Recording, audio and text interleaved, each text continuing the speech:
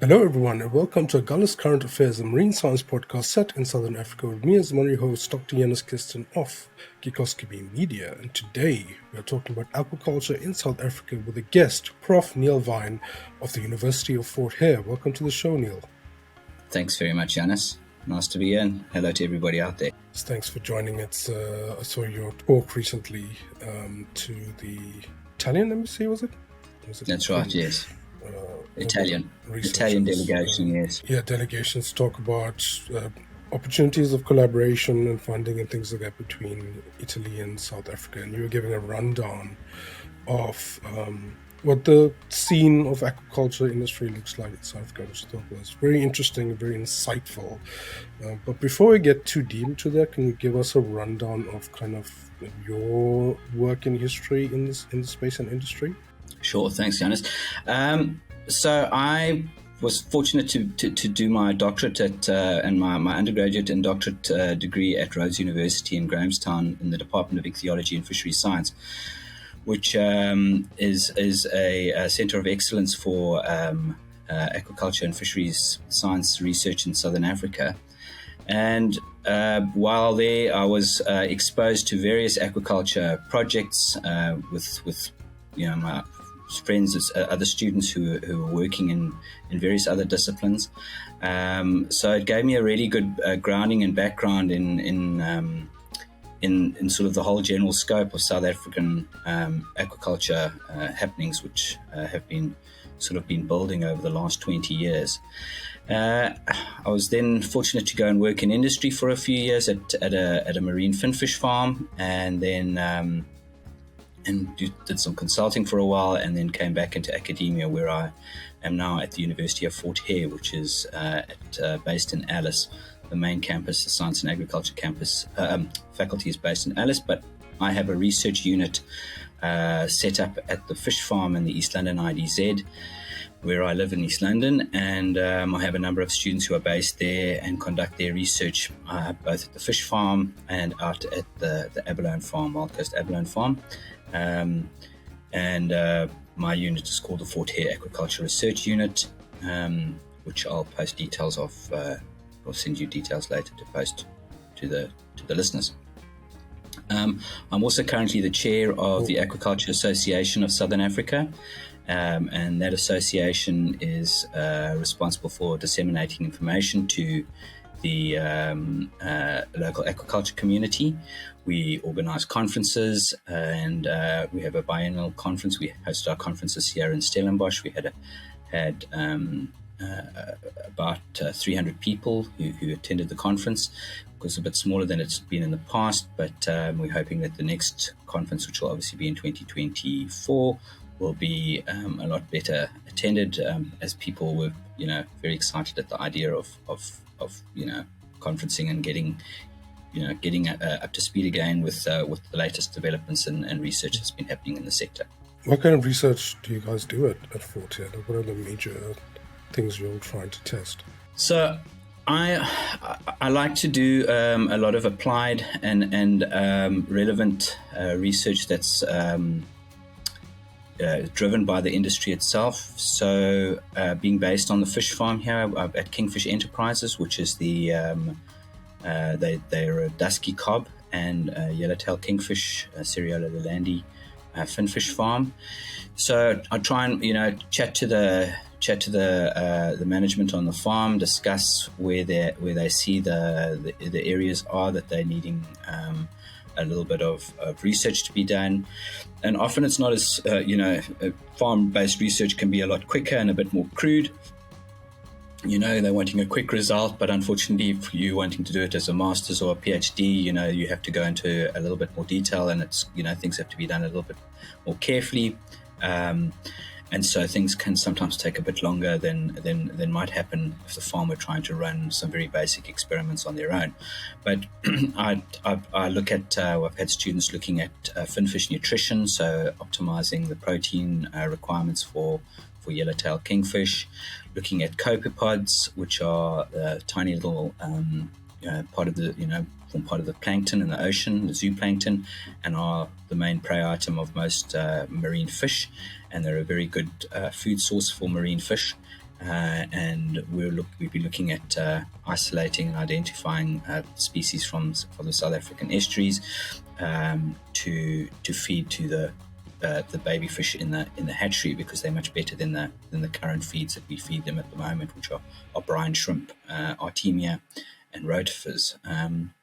It's another line that I've been busy with, and then been doing some work on the abalone farm with one of my students, working on sea cucumbers and looking at putting sea cucumbers in the bottom of abalone tanks, because sea cucumbers are detritivores, and they will utilize the nutrient waste from the abalone, and they will essentially help recycle that nutrient waste. And we found that my PhD student, who's busy writing up at the moment, she found that if we put sea cucumbers in the bottom of the tanks, it improves the water quality, and the abalone actually grow better if they've got these sea cucumbers in the tanks.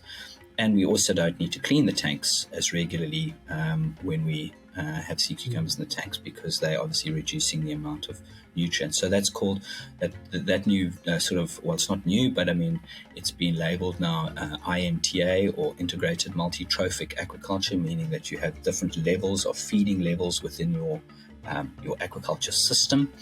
And then the nutrient levels get passed through the system. So essentially, you're cleaning the water better, you're being more environmentally responsible. Yeah. And a lot of the abalone farms, actually, those in areas where they have lots of area of space, actually use that nutrient-loaded water, which has got a lot of ammonia when it's passed through the abalone tanks, to grow seaweed, right? And then that seaweed, which obviously extracts the nutrients from the water, is then fed back to the abalone. And so you're improving the water quality, but you're also creating a food for your seaweed, for your abalone. And South Africa is actually leading the way around the world in terms of IMTA on abalone and seaweed development. We've been doing it for about 20 years, and the rest of the world's only realizing now that this is an opportunity, which is fantastic. So we've had members of from around Europe come out here and Australia to come and see what's been going on around here, in terms of and when we had the Italian and the French, we had a French delegation recently as well. They were very impressed with the amount of research and the sort of understanding that we've got on this topic. So very varied. My research sort of covers various species and production-based stuff. I like to, trying to tweak and help industry so we can grow and build this industry, going forward. It sounds kind of like on land, like permaculture. Is that the right word for like growing things together?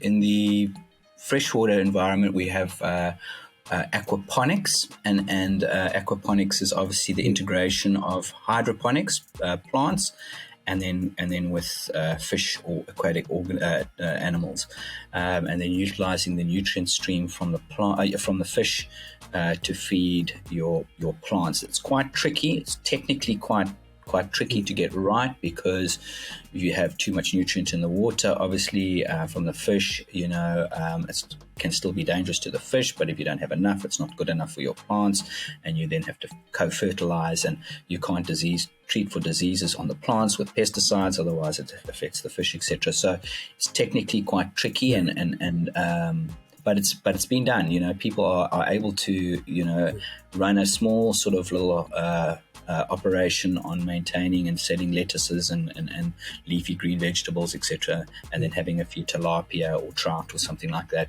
which they then harvest. But that's sort of the freshwater side of it. It is also IMTA to a degree, but the IMTA in the ocean, with mussels and oysters, and then feeding sea cucumbers and urchins feeding underneath cages of marine finfish, and then seaweed uptaking the dissolved nutrients in the water system, and you're trying to clean up the water in that area by farming a number of species, which you then can add value to and sell.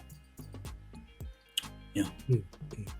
So expanding out to the rest of the aquaculture industry in South Africa, can you give us like a summary of like what is going on, maybe a bit about our industry, like history, but like what are the major players right now in the industry in South Africa? Sure. So, I mean, the global industry, aquaculture industry, produces around 82 million tons of aquaculture product a year. Sub-Saharan Africa produces around 2.2% of that. So we're very small in terms of Southern Africa. And then South Africa only produces about 7,000 tons per year. So we are very, very, very small role players in terms of global wool production. Right? So we are about 0.02% of global production. So we're not big players at all compared to Asia, parts of Asia, Central Africa, where there's a lot of aquaculture happening. Think about it, South Africans aren't very much. We don't eat a lot of fish, right? Across all cultures, black, white, it doesn't matter. We don't have a culture in South Africa generally of eating fish. So the main species that dominate aquaculture in South Africa tend to be the high value species, those that are marketed at middle to upper class, so white tablecloth restaurants, high value products. So the most farm species in terms of number is mussels, and there's about 3,000 of the 7,000 tons is mussel farming. And then trout is about 1,500 tons, freshwater trout. So that's in a lot of the Western Cape and up in Mpumalanga and in the cooler areas of Natal. And then abalone are our most valuable species that we farm, also about 1,600 tons. And that is pretty much all for export. And abalone are worth about $50 per kilogram. So, the total value of our industry in 2019, I think, was about 1.2 billion rand. That was the contribution to the GDP, of which about 78% was made up by abalone. So abalone is the major player in terms of value and in terms of employment at the moment. And then tilapia make up a small amount of about 300 tons, oysters of about 300 and 400 tons per year. So the shellfish, the oysters, and the mussels are predominantly farmed down in the Western Cape in Saldanha Bay, where there's a lot of upwelling from on the west coast, which creates lots of nutrient-rich water to feed the oysters and the mussels. And then there is a small oyster farm in Algoa Bay as well, but it's not as productive, or the animals don't grow as quickly and rapidly as they do in Saldanha. There's not as much nutrient there, but the water is slightly warmer, so there's a bit of a give and take in terms of growth rates.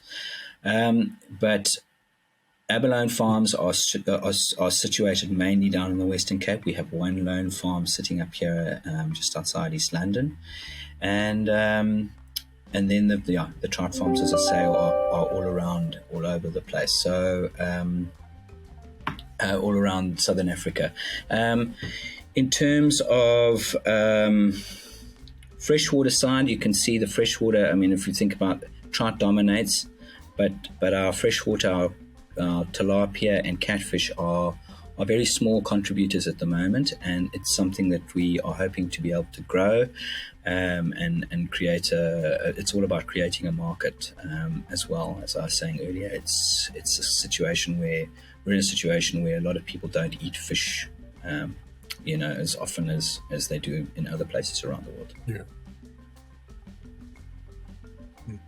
So a culture of food is a problem for the industry, which is quite serious. I suppose you need people to be wanting your product supplied, demand in order for you to create supply, and then put more effort and energy and money into the industry. But what other kinds of major kind of pitfalls are we facing in South Africa for this industry? Okay, so culturally is obviously an important one, and it's probably, in terms of unlocking our expansion and growth, is probably our biggest one. But South Africa is also in a part of the world where, on the southern tip of Africa, where the sea is very rough. It's not called the Cape of Storms for no good reason.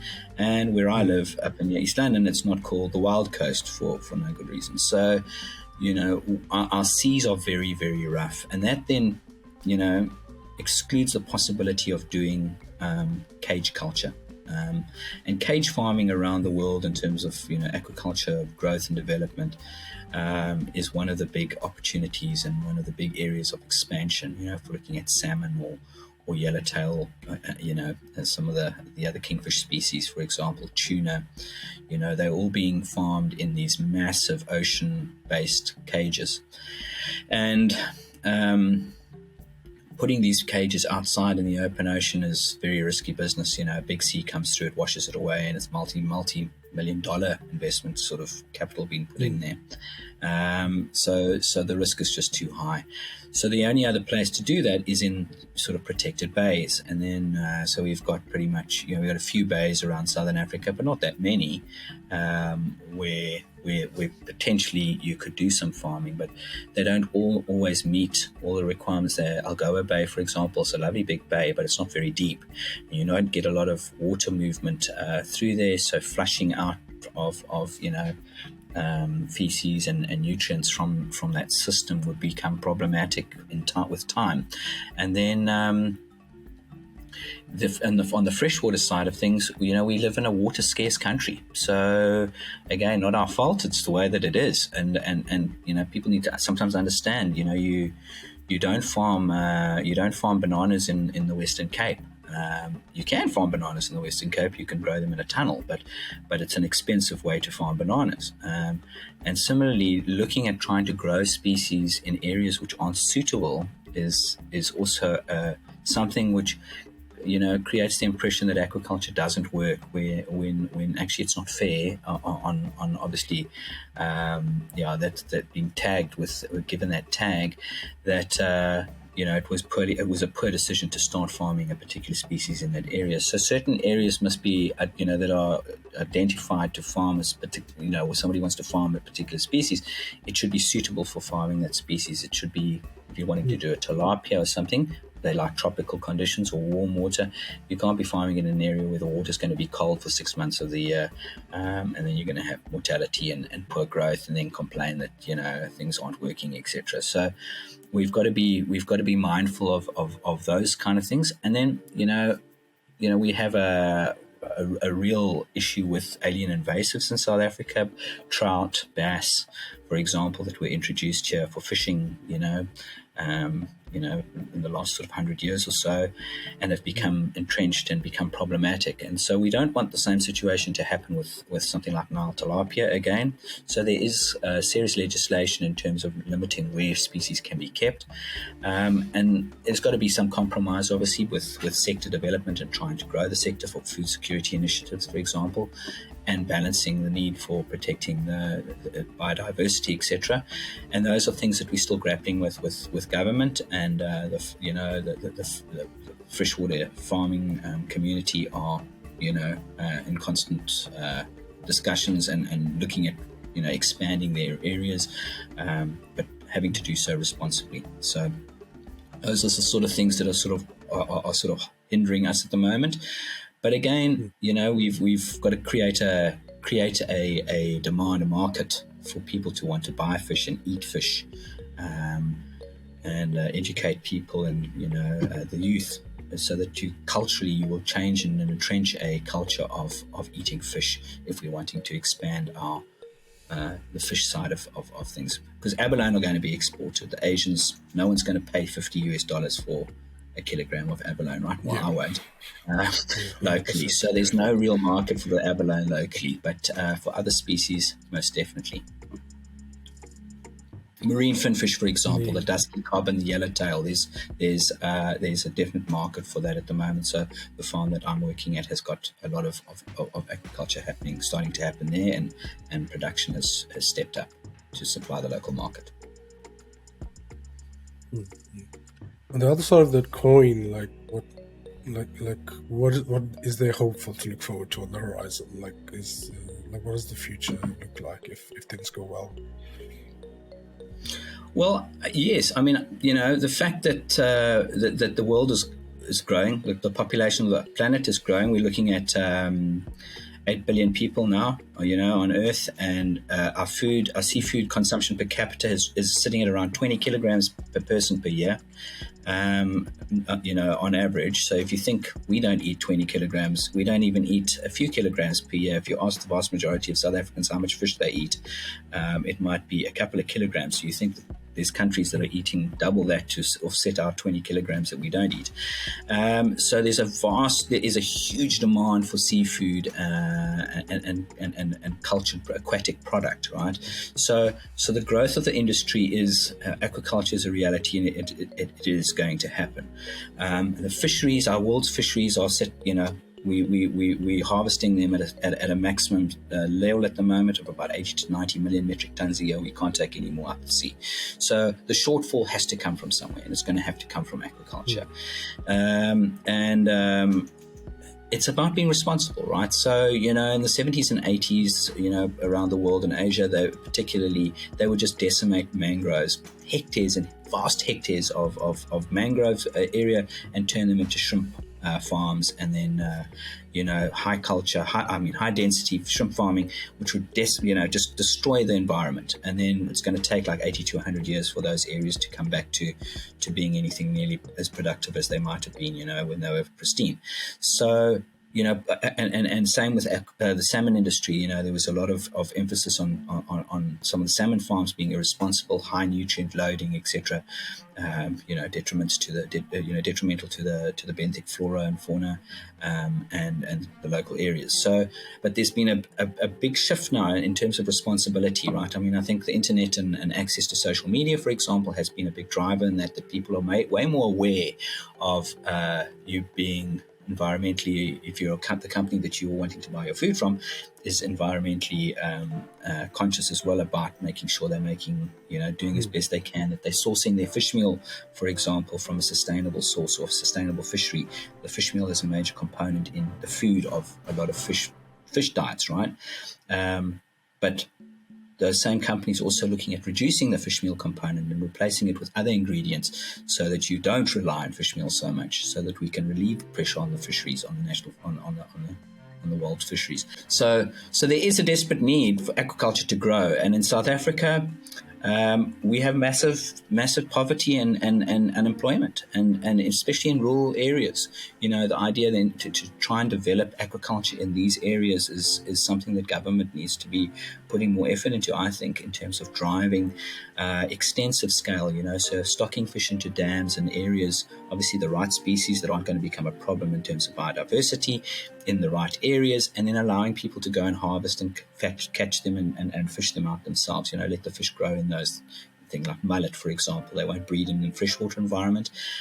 So if we spawn them in a hatchery and then take the juveniles and put them in freshwater dams, let them grow, they're low trophic species. They feed on detritus and the phytoplankton and the zooplankton, so you don't even need to feed them.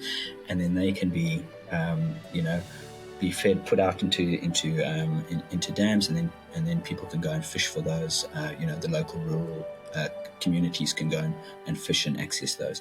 So these are things that we can be looking forward to making a difference with going forward. Speak about things that we can do. Like if I was a student interested tangentially in this type of stuff, or even people with a bit of money or skills, how can they actually get involved with the industry if they want to work in it or try and grow it? Like, what can an individual do? Well, if you're a student, my suggestion would be that you go to your lecturers in your zoology department or whatever, if you're doing sciences or biology or botany or whatever it happens to be in the sciences, and go and see if you can find somebody who does anything on aquaculture.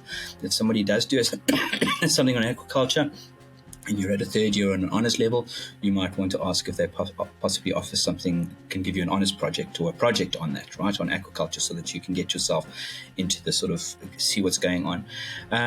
And then I would also suggest that you get hold of the Aquaculture Association. You can look through the ARSA website. I'll send you the details. And we have our biennial conference. So we had one this year, so we'll have one in 2024 again. And we have a lot of student representation there presenting their research And it provides a great opportunity because the students get to present their research. We have a lot of industry members who attend the conference, and then it's almost like a bit like a job interview, an informal job interview, where students are exposed. They can meet and chat to potential employers as well. So the industry, getting in contact with the industry, it is quite a small industry, so it's best to try and expose yourself as often as you can to these kind of any workshops, etc., where industry members, etc., might be involved. We do also on the Aquaculture website offer post positions, and also join the SANCOR mailing list, South African National Coastal and Oceanographic Research mailing list, as a student, and then you'll get job, adverts, etc., sent to you. I'll link into the description for places where you can potentially get in touch with the industry and with Prof Vine as well. Thanks so much for joining on the show, Niall. It's been quite an insightful chat. I enjoyed it. Thanks so much, Yanis. Thanks for having me. And please, anyone's welcome to get hold of me on the details that I'll share with you. And there is a link to a YouTube clip of my research that my students have been busy with doing of late. So it'll give you some insight as to the kind of work we're doing at Fort Hare. All right. Well, thanks for joining the show, and cheers. Thanks so much, Yanis. Have a lovely day. Cheers, everybody.